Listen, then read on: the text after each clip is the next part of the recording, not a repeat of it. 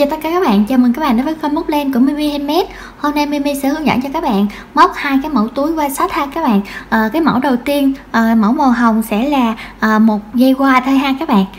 Còn cái này là nó hai dây quai nè. Còn bên đây thì các bạn có thể là làm cái dây quai ngọc trai như thế này để các bạn đeo chéo, hoặc là làm cái dây quai len để mà các bạn đeo chéo ha. Rất là dễ thương, rất là xinh xắn.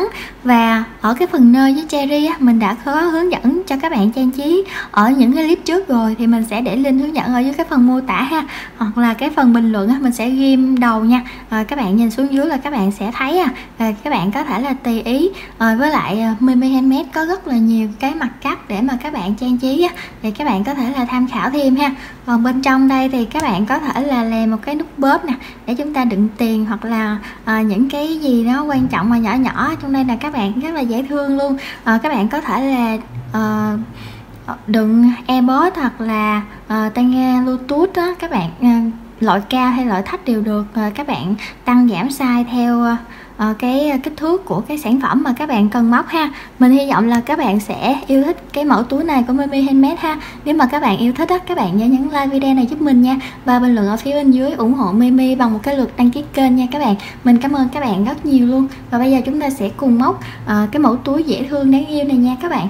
Với cái mẫu túi này thì các bạn sử dụng len sợi tự do nha. Ở đây thì mình sẽ móc cái len nó to hơn một xíu ha các bạn. Nếu mà len của các bạn nhỏ tầm 2mm á, các bạn có thể là chập 2 chập 3 rồi các bạn sẽ móc ha. Móc cái kim mà tương ứng với cái số mm mà các bạn chập ha. Ví dụ như cái len mà các bạn móc là 2mm đi, mà các bạn chập 3 thì là được 6mm. Các bạn có thể là móc cái kim 7mm cũng được, hoặc là 6mm cũng được ha. Còn bạn nào mà chập đôi 2 cộng á, thì chúng ta có thể là móc size kim là 4mm hoặc là 4.5, rồi chúng ta sẽ móc nhiều hơn cái số móc xích một xíu. Nói chung là cái số móc xích khởi tạo ban đầu á các bạn, bằng với cái chiều dài mà các bạn mong muốn ha, rồi lên chiều cao bao nhiêu đó là tùy các bạn. Tại vì cái túi này nó rất là đơn giản. Ở đây là len nhung đũa này là khoảng 5.5mm nè. Mình sử dụng cái kim móc là 6.0mm nha các bạn. Các bạn chuẩn bị cho mình thêm một cái ghim đánh dấu nè, kéo cắt len, kim khâu len, với lại bạn nào có cái nút bóp mà dạng như người ta may áo dài á, các bạn có thể là sử dụng để mà cố định lại cái bên trong chiếc túi này ha. Bây giờ các bạn sẽ tạo cho mình một cái nút thắt trước nha. Chúng ta sẽ móc lên 9 mũi móc xích. 1 2 3 4 5 6 7 8 9. Bây giờ các bạn sẽ đâm kim vào cái chân móc xích thứ 8. Đây các bạn, đây là 9 rồi, đây là 8 nè. Các bạn sẽ đâm kim vào đây, móc 2 mũi móc đơn cùng một chân. Các bạn móc mũi móc đơn đầu tiên xong á, các bạn sẽ lấy kim đánh dấu nè, lấy cái ghim đánh dấu nè, các bạn đánh dấu lại cái chân móc này để chúng ta trượt mũi kết hàng ha. Rồi những cái chân móc còn lại các bạn sẽ móc cho mình mỗi chân móc là một mũi móc đơn. Mình đếm lại cái chân móc kế bên là 1 ha, 2 3 4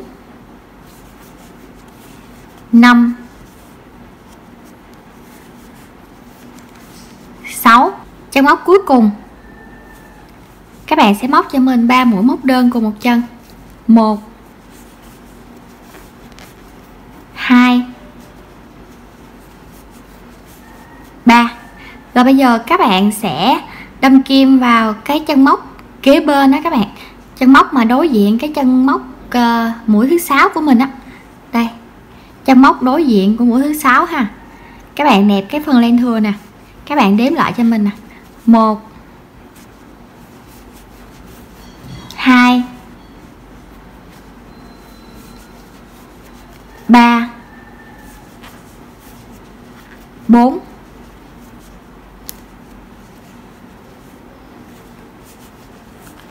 5 6 7. Cái chân móc thứ 7 này là chân móc cuối cùng nè. Các bạn sẽ móc vào đây một mũi móc đơn như bình thường ha. Coi như là bên đây hồi nãy là 2 cộng với 1 nữa là 3, rồi bên đôi đây đối diện hồi nãy là 3 nữa là đủ ha. 3 với 3 là 6 nè, hai bên mỗi bên 6 nữa là 3 lần 6 là 18, chúng ta có được 18 mũi móc đơn. Rồi bây giờ các bạn sẽ gỡ kim đánh dấu này ra, các bạn sẽ trượt mũi vào đây, kết thúc hàng móc thứ nhất của cái phần đáy túi nha. Bây giờ mình lên thân túi luôn nha các bạn móc lên cho mình một mũi móc xích nè, đâm kim vào cái chân móc đầu tiên này, móc một mũi móc đơn. Rồi các bạn cũng sẽ đánh dấu lại cái chân móc đầu tiên, các bạn móc lần lượt cho mình mỗi chân móc là mỗi mũi móc đơn ha. Tới cuối hàng chúng ta sẽ có được là 18 mũi móc đơn. Ở đây là 1 rồi nè, 2, 3, 4, 5,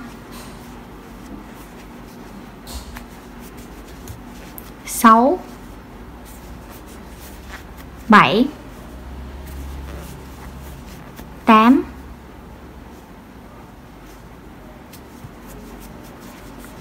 9, 10,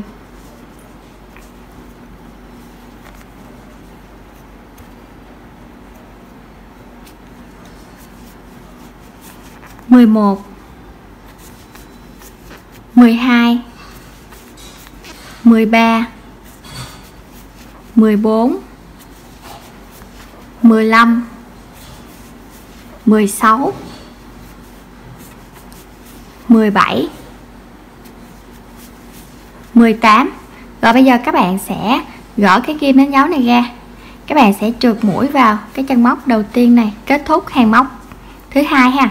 Bây giờ các bạn móc lên hàng móc thứ 3, 4, 5, 6, đến cuối hàng móc thứ 6 thì mình sẽ gặp lại các bạn ha. Cứ mỗi chân móc thì các bạn sẽ móc mỗi mũi móc đơn, và mỗi hàng chúng ta sẽ có là 18 chân móc, 18 mũi móc đơn nè. Lên một mũi móc xích, rồi móc một mũi móc đơn, rồi đánh dấu lại. Rồi các bạn móc đến cuối hàng móc thứ 6 luôn nha. Mình đã móc tới cuối hàng móc thứ 6 rồi nè các bạn. Bây giờ chúng ta sẽ trượt mũi, kết hàng. Bây giờ mình sẽ hướng dẫn cho các bạn làm hai kiểu ha. Cái kiểu túi xách quay ngang như thế này, và các bạn từ cái điểm này nè, các bạn móc lên cho mình 1, 2, 3, 4, 5, 6, 7, 8, 9, 10, 11, 12. Xong các bạn sẽ nối qua bên cái phần đối diện này nè, đây, trượt mũi vào cái phần đối diện ha. Các bạn canh chỉnh sao mà cho nó ngay là được nha. Sau đó là các bạn sẽ xoay ra phía sau như thế này, rồi các bạn sẽ móc cho mình 14 mũi móc đơn ở trên cái dây qua này nha. Cứ móc 14 mũi móc đơn qua bên đây, xong các bạn sẽ trượt mũi vào bên đây, rồi các bạn sẽ kéo ra đoạn len này, các bạn cắt len, rồi các bạn sẽ giấu len, thì chúng ta sẽ tạo được một cái túi xách như thế này ha. Còn cái bên đây nè thì chúng ta sẽ làm 2 dây quai nha các bạn. Còn nếu mà các bạn nào mà muốn quẩy luôn á, thì các bạn sẽ từ cái điểm này nè, đeo chéo á các bạn sẽ móc lên cho mình một đoạn dây dài, người lớn là tầm 90-100 cm tùy theo sở thích ha, ngắn dài. Còn em bé hoặc là trẻ nhỏ thì các bạn có thể là 60, 70, 80 tùy theo bé, chiều cao của bé nha. Rồi bây giờ ở cái điểm mà chúng ta kết hàng ở cái hàng thứ 6 nè, các bạn sẽ trượt mũi cho mình. Rồi 1, 2 nè, mình cho nó ra ở phía chính giữa này nè các bạn, để mình tạo qua bên đây ha. Bên đây cũng 1, 2 luôn, như vậy là cho nó đẹp ha. Rồi các bạn móc lên cho mình 9 mũi móc xích đi. 2, 3, 4, 5, 6, 7, 8, 9. Và bây giờ các bạn sẽ đếm cho mình nè, cái chân móc bên cạnh ha. 1, 2, 3, 4, 5. Đây, chân kế bên này nè. Rồi như vậy là chúng ta được một cái dây quai này nè các bạn. Bây giờ các bạn sẽ trượt tiếp cho mình 1, 2, 3, 4. Đây, bên đây là nó nằm đối diện rồi nè các bạn. Đây, đối diện rồi nè. Như vậy thì bên đây các bạn cũng sẽ móc lên 9 mũi móc xích. 1, 2, 3, 4, 5, 6, 7, 8, 9. Sau đó các bạn lại đếm 1, 2, 3, 4, 5. Rồi chúng ta sẽ trượt qua bên đây. Hoặc là các bạn có thể là canh cái điểm đối diện nè. Đó, rồi các bạn sẽ trượt mũi cho mình. Rồi bên đây các bạn sẽ trượt thêm cho mình một mũi nữa đi. Rồi các bạn sẽ cắt len luôn ha.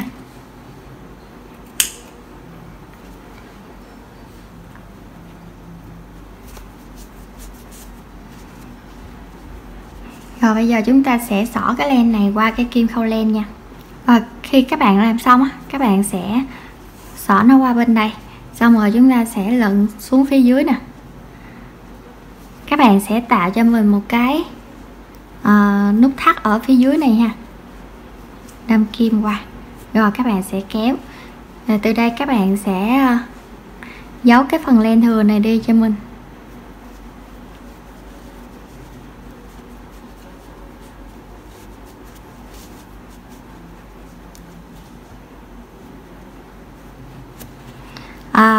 Đối với cái mẫu túi này thì các bạn sẽ trang trí tự do ha. Các bạn có thể là làm mấy cái mặt cắt của bé thỏ, bé gấu, bé cừu, bé gà, hoặc là trái cây, cherry, dâu, và blueberry, hoặc là nơ trái tim gì đó. Ở đây là nếu mà các bạn thích cái nơ tiểu thư này nè, các bạn có thể là dần xuống dưới cái phần bình luận ha, mình sẽ để link hướng dẫn móc cái nơ này.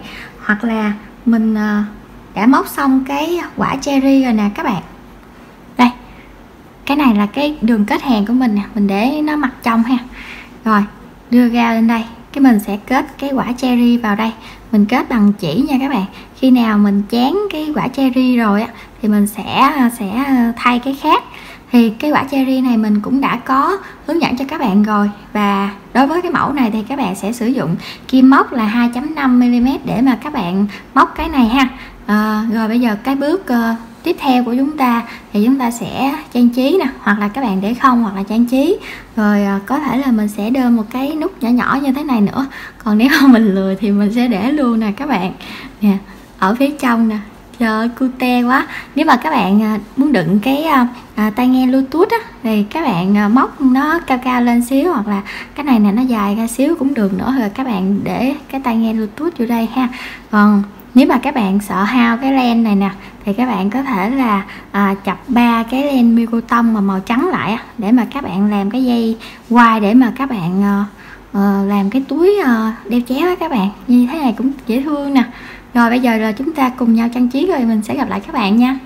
Đây các bạn, mình đã kết cái cherry vào rồi nè, rất là thấy cưng luôn ha. Ở đây là mình cũng đã làm cái nút bóp như thế này nè các bạn, để chúng ta có thể là đựng tiền trong đây nè. Một ít tiền lẻ ha. Ở đây thì các bạn có thể là làm trực tiếp cái dây quai bằng len này luôn, hoặc là dây quai ngọc trai như thế này ha các bạn nè. Khi mà các bạn cứ ấy vô đây thôi. Còn khi nào mà không có cần xài dây á thì các bạn sẽ tháo nó ra, rồi chúng ta sẽ xách, rất là tiện lợi luôn đúng không các bạn nha. Xách cũng rất là dễ thương, còn đeo chéo cũng là rất là cute luôn á các bạn.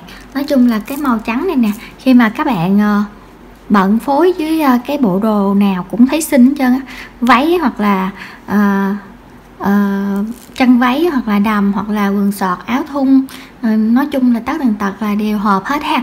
Mình hy vọng là các bạn sẽ yêu thích cái mẫu túi này của Mimi Handmade nha. Nếu mà các bạn yêu thích á, các bạn nhớ nhấn like video này giúp mình và bình luận ở phía bên dưới ủng hộ Mimi bằng một cái lượt đăng ký kênh nha các bạn. Mình cảm ơn các bạn rất nhiều luôn, và mình cũng cảm ơn các bạn đã dành thời gian ra theo dõi hết video này và thực hiện cái mẫu túi này cùng mình nha. Bây giờ mình xin chào tạm biệt các bạn và hẹn gặp lại các bạn ở những clip sau nha. Bye bye.